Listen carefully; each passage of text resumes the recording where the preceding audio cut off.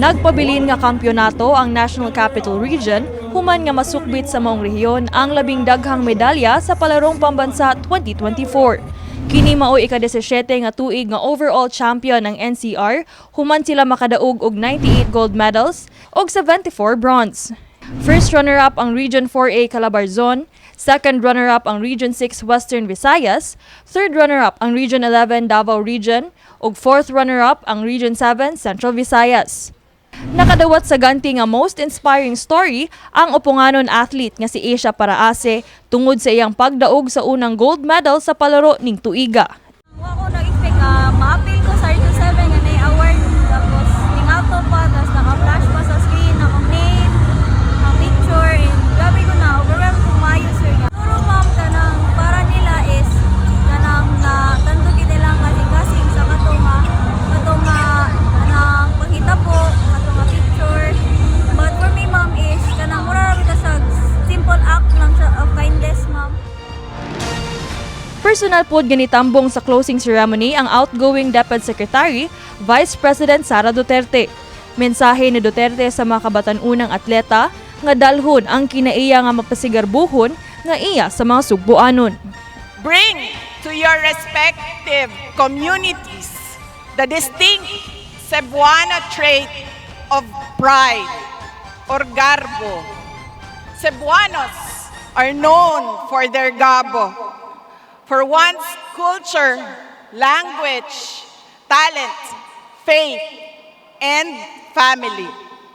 It is the same garbo that we should always take to heart as we pursue life with excellence, integrity, values, and enduring love of country. Formal sab nga gidawat ni Ilocos Norte Governor Matthew Manotoc ang pag-turnover isip host city sa Palaro 2025. Gawa sa awarding ceremony, napuno sab ang gabii sa maanindot nga mga performances sa mga pasigarbo sa Cebu Festival dancers. Bit-bit ang imahe ni Senyor Santo Niño ni sayaw sab on stage si Cebu Governor Gwendolyn Garcia.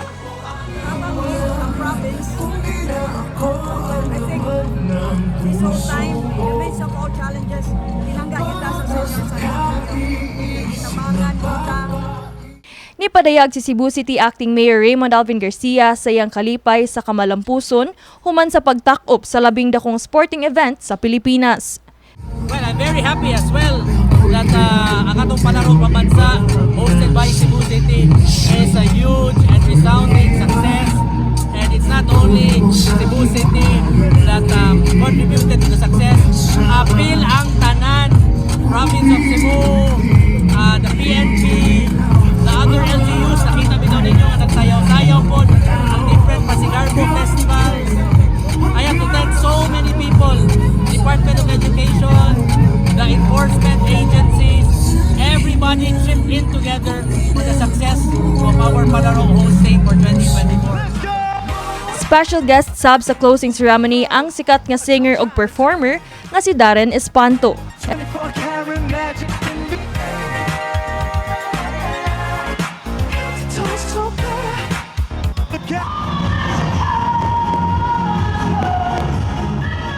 Ug ang gabii gitapos sa engrande nga fireworks display.